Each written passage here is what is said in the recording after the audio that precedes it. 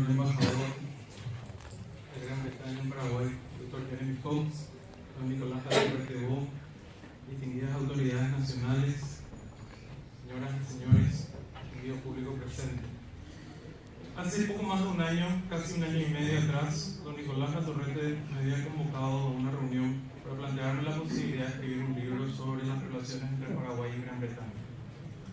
En aquellas primeras conversaciones había planteado un esquema de lo que podría ser un libro, de lo que en ese entonces podría haber sondeado sobre las relaciones entre el Paraguay y Gran Bretaña. Al comparar el resultado de este libro que se presenta esta noche con aquel primer esquema, evidentemente que ha sido mucho más enriquecedor toda esta experiencia de la elaboración del libro. Porque como justamente lo señalara el embajador, en esos intercambios, en esas conversaciones con miembros de la comunidad, se ha podido enriquecer e incrementar mucho más lo que fueron estas relaciones entre Paraguay y Gran Bretaña a lo largo de casi 3 siglos. En ese sentido, creo que también fue muy relevante que además de los documentos que obraban en los archivos del Paraguay, se pudiesen consultar documentos que estaban en los archivos británicos, que gracias a las gestiones del embajador Hobbs pudimos llegar a contrastar. Este libro comienza recordando a Juan Colmán. Juan Colmán fue el primer súbdito británico que llegó a estas tierras ya con la expedición de Pedro de Mendoza. De Juan Colmán no tenemos mayores datos, pero los pocos que hemos podido recabar fueron puestos en la introducción de este libro. Posteriormente se recogen en el primer capítulo, al hablar de los pioneros británicos en el Paraguay, las historias de Tomás, de William, de los hermanos Robertson, o de aquel que fue llamado el decano de los ingleses en el Paraguay, don Lucas Cresor, quien vivió durante casi 50 años en el Paraguay, desde que el doctor France lo tomara preso, y cuando sus compañeros decidieron salir del país, cuando el dictador les dio permiso, él decidió quedarse en el Paraguay hasta el final de sus días, a comienzos de 1860, a mediados de 1865, cuando falleció en Asunción. En este primer capítulo estamos rescatando la historia de algunos súbditos británicos, como aquel Agustín Espaldón, quien había caído prisionero de las invasiones inglesas y fue traído por Espino de Peña a vivir a Concepción. Quienes lo conocieron después decían que don Agustín hablaba un idioma bastante complejo. Era una mezcla de guaraní, inglés y español, que solamente él entendía. En el segundo capítulo rescatamos las primeras exploraciones inglesas. La primera de ellas, la de Hughes, que tuvo un carácter comercial y que fue un desafío al aislamiento al que estaba sometido el Paraguay por parte del dictador porteño Juan Manuel de Rosas. La segunda, de Robert Juan Gordon, que hizo una verdadera aventura desde Montevideo hasta Asunción a caballo para tratar de sondear cuál era la voluntad del gobierno paraguayo con respecto a las relaciones con Gran Bretaña. Era realmente el primer emisario diplomático que llegaba hasta el Paraguay, para gran sorpresa de los cónsules Roque Alonso y Carlos Antonio López. En el tercer capítulo ya nos abocamos directamente a rescatar ese proceso más rico en términos de lo que significaron las relaciones británico-paraguayas. Desde el reconocimiento en enero de 1853 por parte de la corona británica de la independencia de la República del Paraguay y la misión plenipotenciaria de Francisco Solano López, quien fue a presentar sus cartas credenciales ante la reina Victoria de Inglaterra.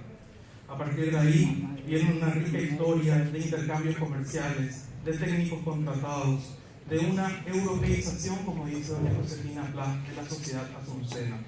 donde esos ingleses no solamente traían su técnica, sino que traían sus costumbres y su cultura. Un hecho que señala con firmeza la escritora Josefina Pla es el hecho que en el medio del arsenal había una sala de lectura a la cual frecuentaban estos técnicos y estos obreros ingleses de esos emprendimientos industriales llevados adelante por el gobierno paraguayo. En ese sentido también se rescata el hecho de que las Big Brothers, la compañía que se vio de proveedora principal de los elementos que eran utilizados en ese proceso de industrialización, También tratamos la experiencia de aquellos primeros 5 paraguayos becados en Inglaterra, que fueron justamente alojados por esta empresa y que se encargaba de que los mismos pudiesen cumplir a cabalidad con su obligación de estudiar y poder regresar al país con el propósito de colaborar en esa modernización. En ese sentido, también en este capítulo 3 se hace relación a uno de los aspectos que pocas veces se recuerda. Entre 1860 y 1862, las relaciones entre Gran Bretaña y Paraguay se habían roto. 2 monitores británicos en la bahía en la rada del puerto de Buenos Aires persiguieron al cañonero Tacuarí, en el cual se estaba trasladando Francisco Solano López, quien había sido designado ministro plenipotenciario para resolver el conflicto en la Guerra Civil Argentina de aquel año. A su regreso a Asunción fueron perseguidos la tripulación paraguaya y casi se produjo un combate. Y no se produce el combate porque el comandante del Tacuarí era el capitán George Maurice, un británico al servicio del gobierno paraguayo, quien le manifestó al general López, a pesar de la orden de abrir fuego contra los 2 buques británicos que le estaban persiguiendo, el capitán Maurice le dijo: usted puede disparar, pero yo no puedo disparar, porque si regreso a Inglaterra a mí me cuelgan. Entonces, finalmente aceptó la voluntad del capitán y lograron evadir esa situación, que recién fue resuelta por una convención firmada en Asunción en abril de 1862. En ese sentido, este capítulo termina rescatando los nombres y las personas que estuvieron colaborando, aquellos súbditos británicos que al inicio del conflicto de la Guerra de la Triple Alianza decidieron quedarse en el país hasta el final para pelear al lado de los paraguayos. Algunos de ellos obligadamente, algunos otros lo hicieron voluntariamente porque aceptaron el destino del Paraguay en tal de circunstancias. Finalmente, también se rescata un aspecto de la historia diplomática que pocas veces se señala, que es la misión de Gaulle, quien intentó mediar entre los gobiernos aliados y el gobierno paraguayo. Lamentablemente, una imposición de una cláusula por parte de los aliados de último momento hicieron que Francisco Solano López no acepte la mediación y continúe la guerra, porque los aliados habían impuesto la condición de que Francisco Solano López se extrañe del país renunciando a la presidencia de la República, condición que él no quería aceptar. El capítulo 4 rescata las relaciones desde 1870 hasta 1900. Es un periodo triste para el Paraguay, pero es un periodo de reconstrucción. En el marco de ese contexto se comienza hablando de los tristemente célebres préstamos de Londres, que fue posiblemente el peor negocio financiero que haya realizado en su historia el gobierno paraguayo. Asimismo, se rescata la presencia ya de algunos ingleses en el Paraguay, hasta tal punto que existía sobre la calle de Palma un almacén inglés donde se vendían todos los productos ingleses de primera necesidad. En ese sentido, en esos años, hay todo un debate de poder definir qué se va a hacer con el cementerio inglés que se encontraba abandonado, que es el cementerio que ahorita es el cementerio internacional. Asimismo, comienzan a establecerse algunas empresas inglesas, entre ellos el primer servicio de transporte público que va a tener la ciudad de Asunción es una empresa inglesa, el Tramway de Asunción, que cubría el trayecto entre la Plaza Uruguaya o la estación de San Francisco hasta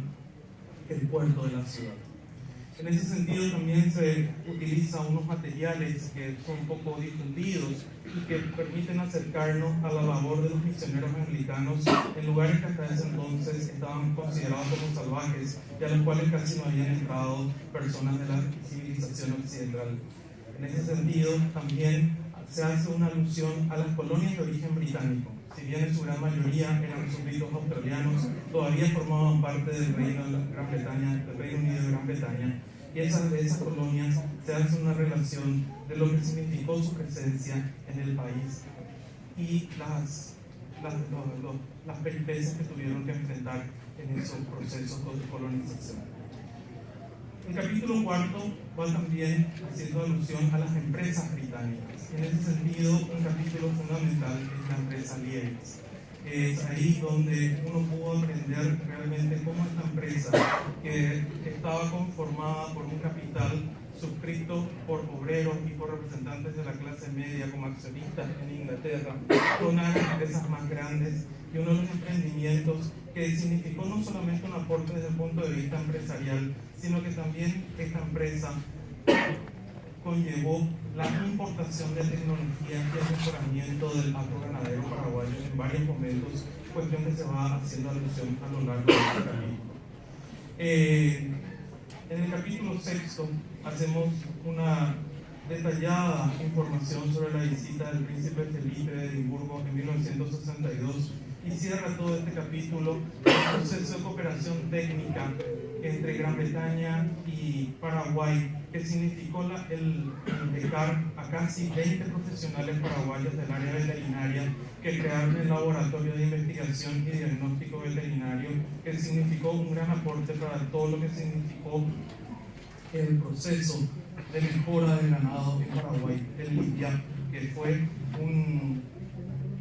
laboratorio que contaba no solamente con profesionales paraguayos que fueron a estudiar a Gran Bretaña, sino que contaba con el asesoramiento técnico tanto de veterinarios como de técnicos agropecuarios británicos en forma permanente durante casi 20 años. En los últimos capítulos nos vamos acercando al presente y es ahí donde va apareciendo la comunidad británica actual a través de organizaciones como el Scandal Club, el British Communities Council o la Cámara de Comercio Paraguayo-Británica, así como la Asociación Cultural Paraguayo-Británica, que se dedicó a difundir la cultura británica y el idioma inglés en el Paraguay. En ese sentido, hay una anécdota bastante interesante que justamente está a partir de la documentación que había aportado el embajador Hobbs de Gran Bretaña. Es por qué motivo se establece esta asociación cultural anglo-paraguaya, que es lo que todos conocemos como el anglo en la sociedad suncena. Gran Bretaña y los aliados estaban muy preocupados por la fuerte injerencia de la Alemania nazi paraguaya en la sociedad paraguaya.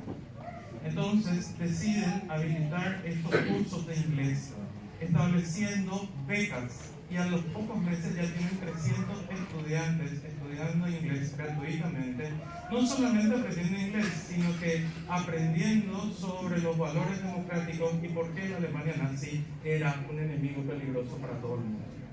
Entonces, en ese sentido, es muy interesante todo ese trabajo que significó esta Asociación Cultural Paraguayo-Británica y todo lo que implicó esa vinculación en un momento que uno diría habría otras necesidades para el gobierno británico en ese momento, luchando contra la Alemania nazi en plena Segunda Guerra Mundial, pero también se ocupaban de lo que ocurría aquí en Paraguay. Finalmente, además de tocar la parte final que significó el restablecimiento nuevamente y el fortalecimiento de las relaciones paraguayo-británicas con la reapertura de la embajada aquí en Asunción, se destaca el aporte en materia cultural tanto de descendientes como de súbditos británicos que han decidido vivir en el Paraguay.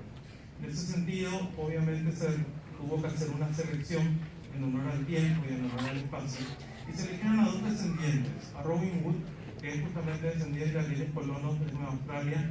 en el caso de él nació en Colonia Cosme, que es un desprendimiento de la colonia de Nueva Australia, y a Michael Moore, un destacado artista plástico, hijo de un súbdito británico que había trabajado aquí en el Banco de Londres. Y asimismo a Isan Gayet, una promotora cultural, gran artista plástica contemporánea, y a Margaret Heatherwaite, quien ha hecho una guía, la guía Brown de Paraguay, que es una guía famosa en Inglaterra en materia turística, donde promociona el Paraguay en Gran Bretaña actualmente. Y dirige un interesante proyecto en las misiones. Por último, y para terminar, invitarles realmente a leer el libro, porque creo que, como señaló el embajador, hay muchos temas que pueden seguir desarrollándose. Realmente las relaciones paraguayo-británicas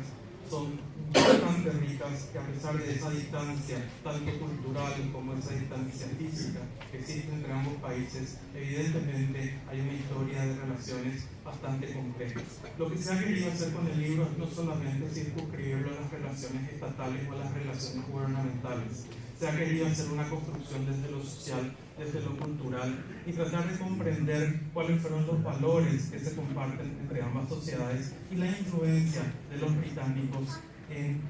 el desarrollo histórico de la sociedad paraguaya.